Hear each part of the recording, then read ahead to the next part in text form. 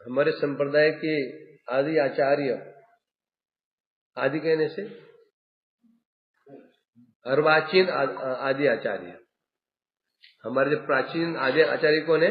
ब्रह्मा जी। रामानुजम श्री सुचक्रे मध्वाचार्यम चतुर्मुखा विष्णु स्वामिनम रुद्र निमादितम चतुषण। ये जो चार संप्रदाय है, संप्रदाय विहीना मंत्रा से भला मता, तो चार संप्रदाय बोले गए। श्री भगवान रुद्र शंका वैष्णव स्थिति पावना, चार वैष्णव संप्रदाय है। जो संप्रदाय क्षिति पावना, पृथ्वी को पवित्र करने वाले हैं। पवित्र, पृथ्वी पवित्र मतलब क्या? पृथ्वी पवित्र मतलब क्या? जो पृथ्वी निवासी हैं उनको पवित्र करने वाले। पृथ्वी तो पवित्र ही है, हमें तो क्या पवित्र करेंगे? पृथ्वी पवित्र है, पवित्र है क्यों है?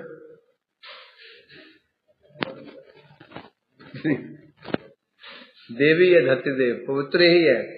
जिसमें निवास करने वाले हैं वो अपवित्र होते हैं। इसलिए बता रहे हैं क्या? चार श्री ब्रह्मरुद्र सन कहा वैष्णवा क्षिति पावना। तो चार संप्रदाय कलयुग में है, श्री संप्रदाय, ब्रह्म संप्रदाय, रुद्र संप्रदाय और शनक संप्रदाय। श्री कहने से रामानुजम श्री श्री चक्रे, लक्ष्मी जी ने श्री चक्रे रामानुज को अपना बनाया, अपना शिष्य बनाया, स्वीकार किया। फिर मध्वाचार्यम चतुर्मुख, मध्वाचार्य को चतुर्मुख ब्रह्मा जी ने शिष्य रूप में ग्रहण किया। तो आचार्य कौन हो गए? ब्रह्मा हो गए, है ना? आचार्य ब्रह्मा जी हुए हमारे संप्रदाय के। अर्वाचीन जो जिन शिष्य उनमें से श्रेष्ठ कौन हुए? मध्वाचार्य। विष्णु स्वामिनम रुद्र, रुद्र जी ने, शिव जी ने विष्णु स्वामी को स्वीकार किया शिष्य रूप में। तो संप्रदाय हुआ रुद्र संप्रदाय या विष्णु स्वामी संप्रदाय। संप्रदाय का नाम किसे पड़ता है? आचार्य के नाम से पड़ता है। आदि आचार्य के नाम से तो हुआ हमारा संप्रदाय को आदि। हमारा नाम क्या? हमारा संप्रदाय कौन सा है? ब्रह्म संप्रदाय। हमारा ब्रह्म संप्रदाय, हमारा ब्रह्म संप्रदाय। क्योंकि फिर उनके शिष्य हुए मध्वाचार्य, जो उनको ग्रहण किया उन्होंने शिष्य रूप में, नाम पड़ गया ब्रह्म मध्व संप्रदाय, वैष्णव संप्रदाय। फिर श्रीमद महाप्रभु आए, नाम पड़ गया ब्रह्म मध्व गौड़ीय वैष्णव संप्रदाय। सब में ऐसा ही है, सब में बाद में कुछ विशिष्टता ही है। तो हमारा जो संप्रदाय है ब्रह्म मध्व गौड़ीय वैष्णव संप्रदाय है। तो इसके जो आदि आचार्य हैं इस कलयुग के, वो जो आचार्य बहुत सारे पहले हो चुके हैं, होने पर भी जो विशेष जो हुए, ये इनका नाम है मध्वाचार्य जी। और ये कोई सामान्य नहीं है, ये भीम के अवतार है, साक्षात भीम जी का अवतार है। बाल्यावस्था का नाम इनका, जन्म इनका हो पादका क्षेत्र उडुपी। कहाँ हुआ? उडुपी। उडुप कौन है? उडुप कौन है? उडुप कहीं आया? उडुप हाँ, चंद्रमा। उडुपी कोई घटना याद नहीं, कोई घटना कुछ चंद्र का कोई घटना है, कथा भी है उसका वो नाम ऐसा ही है, उडुपी। तो वहीं इनका जन्म हुआ। उडुपी के अंतर्गत ही स्थान पादका क्षेत्र, वहां इनका जन्म हुआ। और बाल्यवश का नाम था वासुदेव। क्या था? वासुदेव नाम था। बाल्यावस्था बड़े ही, अब है तो सामान्य तो है ही नहीं, तो बाल्यावस्था सामान्य तो होगा ही नहीं। बाल्यावस्था बड़े ही बड़े बलवान थे, छोटे से बच्चे थे। देखो कुछ कहना चाह रहे हैं।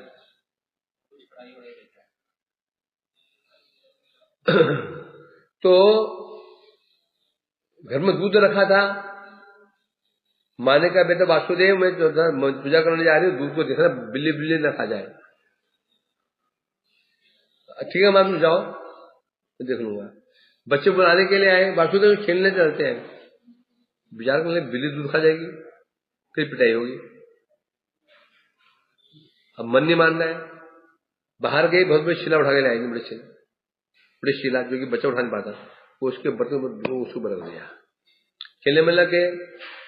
माँ वापस आई, अरे बच्चों इतनी बड़ी शिला कौन रख दिया, मैया भी उठाने वाली उसको इतनी भारी। फिर वासुदेव इधर आओ तो बेटा माँ क्या बात है कि ये इस पे शिला कौन रखा है, वो तो मैंने रख दिया। क्यों? बिल्ली दूध खा जाएगी। तुमने रखा है? अकेले रखा क्या? दो और से मिलकर रखा इसके ऊपर? अकेले रखा था। उठाओ तो इसको, उठा के ऐसे पकड़ा, नीचे रख दिया। अम्मा को बड़ा आश्चर्य, इतना बल इसके अंदर, इतना बलवान है। बचपन से ही नाना जी के वहां गए, नाना जी के ऊपर कुछ ऋण था, किसी का कर्जा था, ऋण था। तो नाना जी सहते, तो घर में कोई नहीं था, वो ऋण मांगने वाला आगे कि उन्हें उधार दिए, उधार लेने के आए। छोटे बच्चे थे, नीम का पेड़ था, इमली का पेड़ था,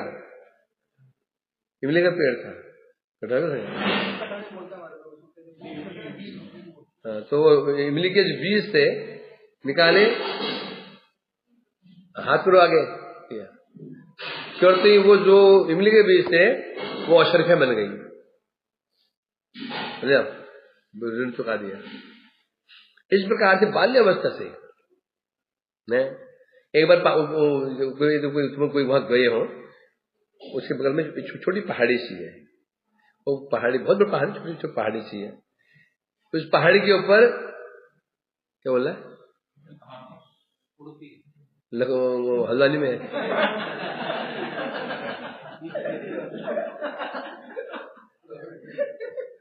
बताओ, यहाँ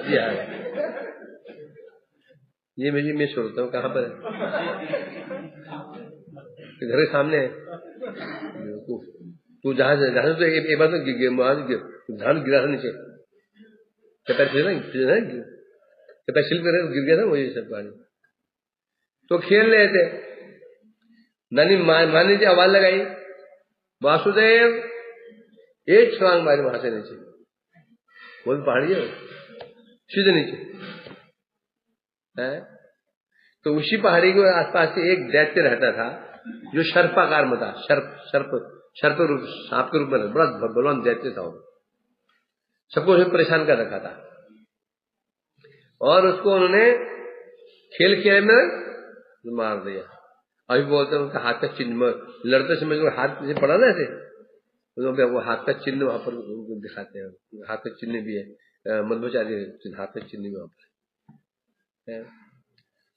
अब फिर उनके बाद उनकी पढ़ाई हुई। पहले क्या होता था, व्याकरण संस्कृत कंपलसरी होती पढ़ना। पहले जमाने में व्याकरण और संस्कृत कंपलसरी पढ़ाई जाती थी। तब स्कूल होते नहीं थे, क्या होते थे, टोल कहते थे, विद्यालय कहते थे। स्कूल नहीं होते थे, न स्कूल होते थे और ना स्कूल होते थे। स्कूल भी होते हैं, पंजाब में स्कूल होते हैं, स्कूल है। तो इस प्रकार से व्याकरण पढ़ाई पूरी हुई। अभी कितनी उम्र है, केवल 7-8 की उम्र, 7-8 साल की उम्र में पूरा व्याकरण रट लिया।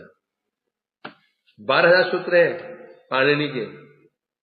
यदि हमारी कृपा कर जीव स्वामी जी ने कृपा की तो 12,000 को 5,000 में कर दिया। हरियाणा में व्याकरण 5,000 सूत्र हैं और उसमें 12,000 सूत्र है पाणिनि। तो उन्होंने पाणिनि पढ़ा होगा ना, ये तो आप लोगों के कल्याण के लिए उन्होंने 5,000 कर दिए, जो आप जिसे आप आसानी पढ़ सको व्याकरण है। तो हम पढ़ेंगे, पढ़ो ना, क्या करना पड़ेगा, उसके साथ ब्याह करना पड़ेगा, उसके साथ तो ब्याह ही करना पड़ेगा, तो व्याकरण पढ़ सकते हो। व्याकरण, उड़ते सोते खाते पीते उसका ही संग व्याकरण होता है। आसान नहीं है, क्योंकि पढ़ो 5 साल तो फिर दिग्विजय बन जाए, प्रकार विद्वान हो जाए। परंतु तो गौड़ी मठ पढ़ ही नहीं सकते ना, चक्कर यही है। पंडित जी बोलते गौड़ी मठ के लोग व्याकरण नहीं पढ़ सकते, इन्हें आरती भी करनी है, इन्हें कीर्तन भी करना है, इनमें रसोई बनानी है, इन्हें पूजा भी करनी है, झाड़ू पोछा भी करना है, तो हो गया व्याकरण। ये होता है। जैसे भी हो, तो व्याकरण पढ़ा, शास्त्र न्याय शास्त्र सब शास्त्र पढ़ लिए, 7 साल की उम्र से कंप्लीट कर लिया। अब विचार किया अब संन्यास लेना चाहिए है। केवल 12 साल की उम्र में इन्होंने संन्यास ले लिया, 12 साल की उम्र में। और शंकराचार्य जी ने 7 साल की उम्र में, 7 साल की उम्र में 7 साल, सोचो। वो संन्यास ले, माता पिता चाहते नहीं थे संन्यास लेना, फिर भी उन्होंने संन्यास ग्रहण किया, और ग्रहण करके उस छोटी उम्र से प्रचार शुरू कर दिया। दिग्विजय बने, सर्वत्र भ्रमण किया, छोटी सी उम्र में ही भ्रमण करते करते करते करते एक बार किसी गांव में गए थे, वहां कोई रिश्तेदारी में गए थे, तो वहां पर एक बड़ा ही बलवान व्यक्ति था जो सबको परेशान करता था, परेशान करता था, है ना। तो इन्होंने उसको कहा कि भाई तुम तुम्हें जब बल का अभिमान है ना, अपने पैर के अंगूठे जमीन पर टिका दिया, अंगूठे को टिका दिया जमीन पे। अंगद जब गए थे रावण के दरबार में, उन्होंने पैर टिकाए थे ना, कि पैर उठाओ, मेरा पैर उठा दोगे मैं सीता जी को हार जाऊंगा। तो उन्हें पैर का अंगूठा टिका दिया नीचे, बोला अब लगाओ जोर। 5 6 बलवान लगे पैर उठाने के लिए, उस पैर को टच से मस नहीं कर सके। उसका जो वहां का दबंग व्यक्ति था, सारा उसका घमंड चूर्ण कर दिया। इतना बड़ा बलवान थे। एक बार क्या हुआ, कोई शिव भक्त, ये तो बलवान, एक कोई भक्त, कोई शिव भक्त कोई आया, दुबला मरा सा, उसके कंधे पे चढ़ गए। तो कहा इतने भारी बलवान, उसके कंधे पे चढ़ गए, और वो इनको लेकर नाच रहा है। इतने बलवान है कि एक 10 लोग पैर नहीं ढा पाए। और जहां बात आई हल्केपन की, क्या बन गए, इतने हल्के बन गए, अणोर अणियान महत्व मैया, भगवान कहता ना, भगवान महत से महत है, अणु से अणु है, दोनों ओर से भगवान टॉपर है, नीचे से भी ऊपर से भी। ऊपर से मतलब विभू से विभू भगवान, उनसे मतलब विभू नहीं है, उनसे कुछ छोटा भी नहीं है? अणु से अणु, अणु का भी अणु भगवान हो सकते हैं। कैसे? एक सामान्य अणु के अंदर भगवान विराजमान है कि नहीं है? तो इस प्रकार दिखाया। तो संन्यास लिया इन्होंने फिर, और उसमें मायावाद का बड़ा प्रचार था। फिर एक मायावादी थे, कुछ मायावादी से इन्होंने फिर दीक्षा ग्रहण की, और उसको दीक्षा ग्रहण करके उसको स्वयं अपना ही शिष्य बना दिया, उसको वैष्णव में दीक्षित कर दिया। अच्युत पेक्ष नाम था उनका। जैसे महाप्रभु ने किसी दीक्षे संन्यास कैसे लिया था, है संन्यास मायावादी से लिया था ना, बल्कि उनको शिष्य बना दिया था। इन्होंने भी उनको वैष्णव बना करके वैष्णव बना दिया उनको। इस प्रकार से उस समय मायावाद का बड़ा प्रचार था, चारों ओर मायावाद का बड़ा प्रचार था। तो फिर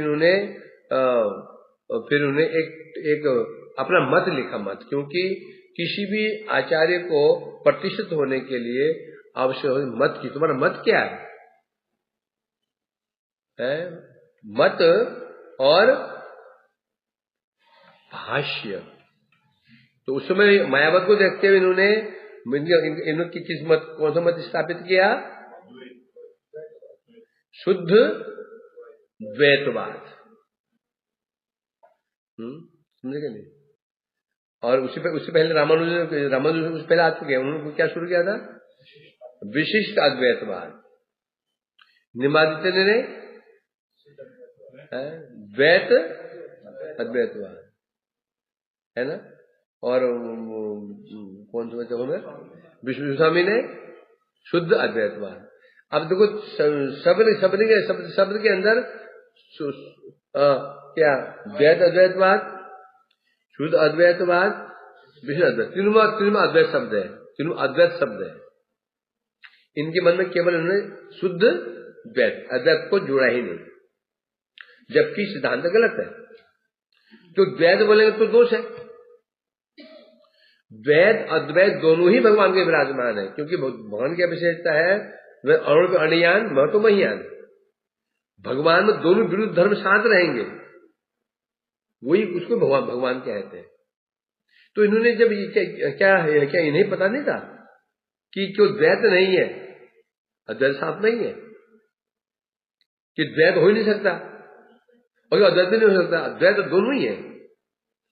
हमें पता है शक्ति मतलब अभेद, और शक्तिमान में अभेद भी है, भेद भी है। तुमको पता है, मेरे को पता है, तुम पता है, तुमको पता है, इन्हें पता नहीं था। इन्होंने अपने मत में अद्वैत क्यों नहीं जोड़ा? कहीं लोग भ्रमित ना हो जाए। अद्वैत शब्द इन्होंने जोड़ा ही नहीं।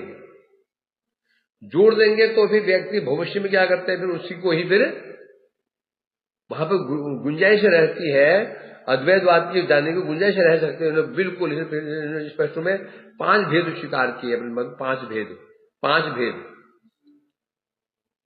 5 भेद कौन कौन से हैं तो स्वीकार किए इन्होंने? सनातन बोल सकता है, 5 भेद स्वीकार किए। और भेद किन में? 3 तत्वों परस्पर भेद। तत्व किन में? 3, भगवान जीव माया, इनमें भेद है।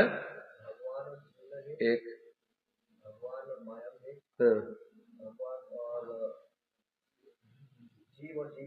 अरे पहले ही बोलना, भगवान जीव में भेद, भगवान माया में भेद और जड़ में भेद, तीनों हो गया, भगवान भेद हो गया। अब प्रश्न भेद, जीव में भेद, जड़ में भेद, जड़ माया में भेद, समझा कि नहीं? पहले प्रश्न ना, भगवान का जीव से भेद, भगवान का माया से भेद, भगवान का जड़ से भेद। अब आपस में जोड़ दो उनको, जीव का जड़ जीव का हो गया। 5 भेद स्वीकार किए इन्होंने, है, जबकि भेद भेद दोनों भी विद्यमान है। तो इन्होंने मतलब नाम रखा शुद्ध द्वैत, नहीं शुद्ध द्वैत लिखा, शुद्ध द्वैत। तो द्वैत का दोष जैसे विष्णु स्वामी ने क्या रखा? अद्वैतवाद किसका है? विष्णु स्वामी का, परंतु शुद्ध अद्वैत। और शंकराचार्य का अद्वैत, शंकराचार्य की भी अद्वैतवाद है और विष्णु स्वामी का भी अद्वैत, दोनों का अद्वैतवाद है। शंकराचार्य का मत क्या था? अद्वैतवाद। और विष्णु स्वामी का अद्वैतवाद, दोनों अद्वैतवाद ही है, परंतु विष्णु स्वामी का शुद्ध अद्वैत, उनका केवल अद्वैत। शंकराचार्य का केवल अद्वैत है बस। इन्होंने क्या किया? अद्वैत है शुद्ध में ही छिपा हुआ रहस्य, और अद्वैत तो शुद्ध अद्वैत है। अर्थात मतलब क्या? अद्वैत होते भी अद्वैत होते भी अद्वैत नहीं है। अब तो बहुत देखे हम पहले कर चुके हैं मिलने में। इस प्रकार से उन्होंने मत की सृष्टि की। फिर उन्होंने भाष्य लिखना जरूरी था। किसी भी संप्रदाय को और मान्यता प्राप्त करने के लिए पहले 3 प्रस्थान तरह पर भाष्य लिखना होता था। श्रुति प्रस्थान, स्मृति प्रस्थान, न्याय प्रस्थान, गीता, उपनिषद और वेद। इन पर पहले टीका लिखनी पड़ती, टीका भाष्य कहते हैं। भाष्य है तुम्हें संप्रदाय मान्य है, तुमको साधु समाज में सम्मान मिलेगा, नहीं तो नहीं मिलेगा। अभी नहीं कि डंडा लेके खड़े हो कहीं पे बैठ जाओ, पहले ऐसा नहीं। साधु समाज को तुमको प्रवेश मिलेगा ही नहीं। साधु पंक्ति में, उस पंक्ति में तो बैठने का तुमको अधिकार ही नहीं दिया जाएगा। तो उस संप्रदाय पहले पूछते थे तुम कौन संप्रदाय से हो? हाँ जी हम उस समय बैठो। कोई संप्रदाय के नहीं हो, तुम्हें साधु समाज में सम्मान मिलता ही नहीं पहले ऐसे। अब तो कोई भी कहीं बैठ जाए, कोई कहीं से ले लो, कुछ चिंता ही नहीं है। पहले विचार होता था, अब कोई विचार ही नहीं रहा। कोई भी डंडा पकड़ लिया तो लबे लगे साधु बन गए, आज सन्यासी बन गए। मतलब गुरु हम सन्यास हमको दे दो, क्योंकि सन्यासी को तरफ 500 मिलते हैं तो ब्रह्मचारी को 100 मिलते हैं, सन्यासी को 100 मिलता है तो ब्रह्मचारी को 50 मिलते हैं। और सन्यासी आगे जाता है परिक्रमा करते समय। तो हंसी आती है, मतलब आप सन्यासी लेंगे भाई, जिसमें कोई चीज कंपटीशन होना चाहिए तो मजा आती रहने के लिए, कुछ शर्तें होनी चाहिए, कुछ जो दुर्लभ वस्तु प्राप्त करने में मजा आता है, वो दुर्लभ वस्तु प्राप्त करने में मजा आता है। नहीं सहज हो गया फिर तो जो सोना है, सोना महंगा क्यों है? सोना महंगा क्यों है? दुर्लभ है। आज सोना रिक्शे वाले भी सोने की चैन में सोने की चैन पहन करके रिक्शे चलाए, हाथों में सोने के बाजूबंद हो, तो धनी लोग सोना पहनेंगे? सोचो, रिक्शे वाले भंगी ना आए हार हूर पहन करके बिल्ले लेकर के कूड़ा फेंकने के लिए, पैरों पेजेब सोने के पेजेब, तो कोई अच्छी स्त्री के सोना पहनेगी? कोई नहीं पहनेगी। छोड़ो सोना सस्ता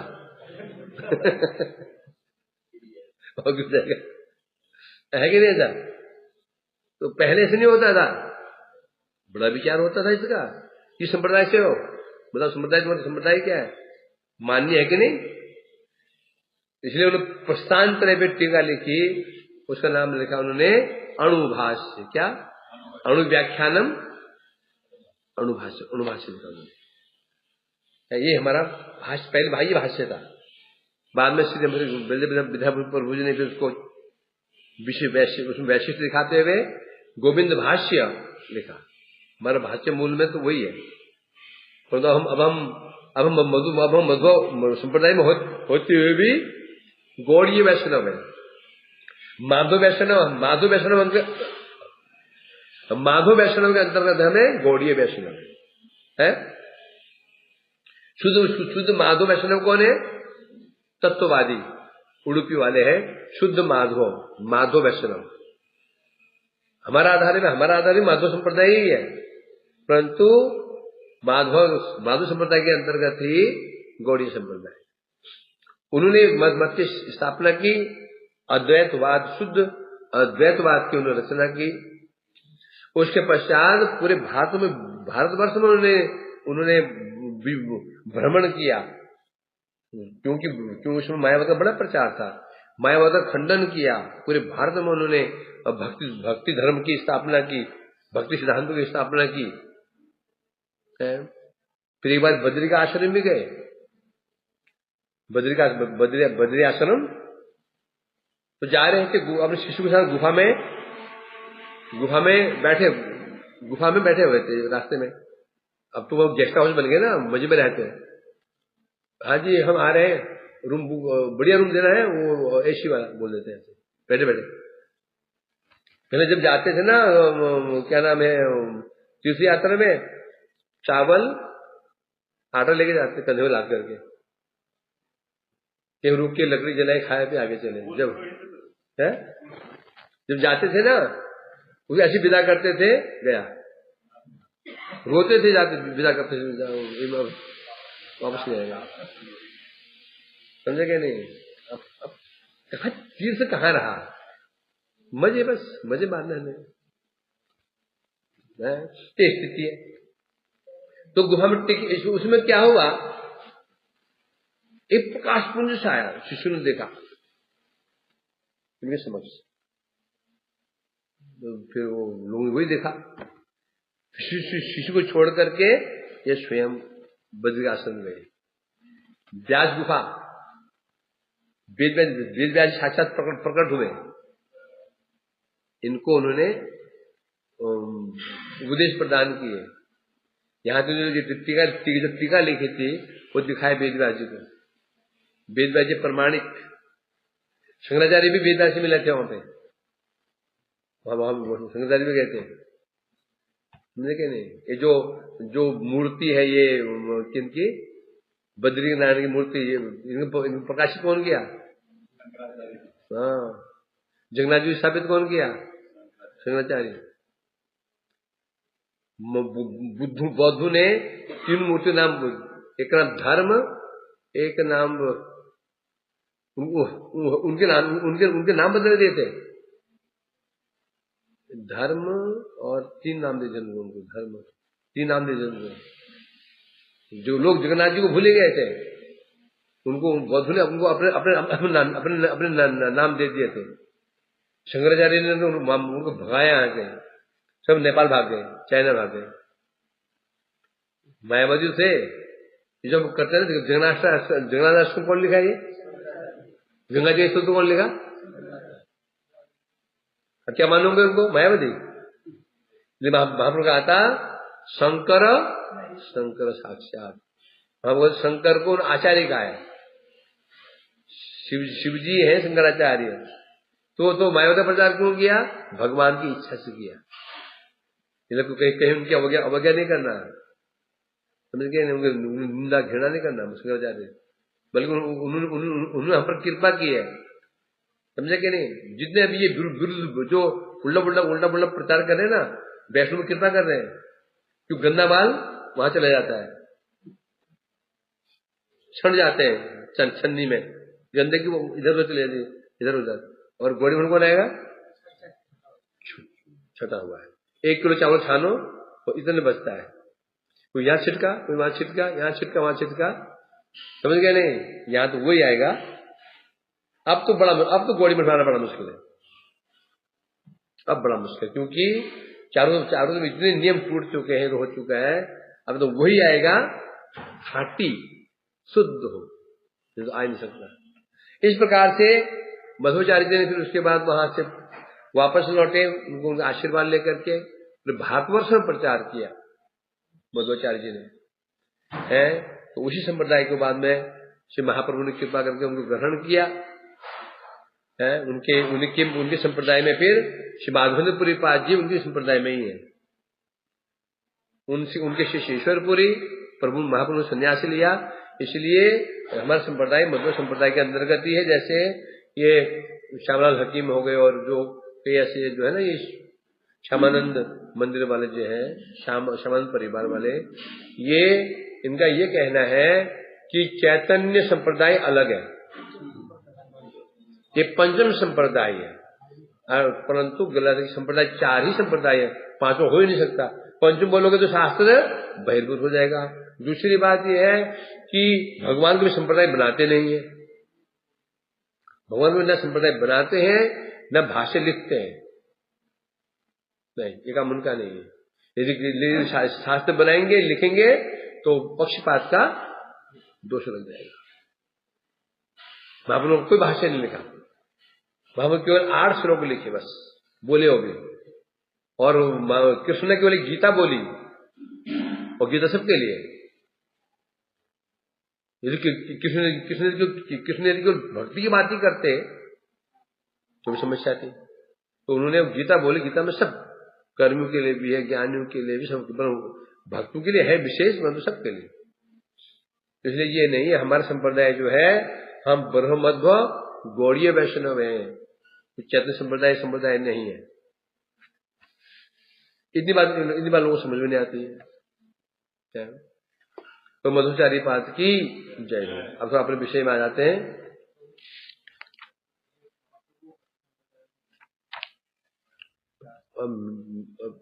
जाएंगे ना ऊपर, पूछूंगा ऐसे क्यों किया, आप उसमें क्यों किए है, कुछ नहीं। महाप्रभु मध्वाचार्य भक्ति किनके थे? कृष्ण उपासना। रामानुज आचार्य में नारायण की उपासना थी, और निमादित्य में रुक्मिणी कृष्ण, समझे कि नहीं? और शुद्ध अद्वैत में विष्णु स्वामी नरसिंह भगवान की। मध्वाचार्य किसको पा सकते हैं? बाल गोपाल को पा सकते हैं। एक कारण ये है। और महाप्रभु कौन है? कृष्ण। ये भी कारण है ना। बाकी पूछ लेंगे, मिलेंगे तो व्हाट्सएप है क्या इनके पास? फोन है कि नहीं? छोटा कि बड़ा? बड़ा है ना। नया लिया गया?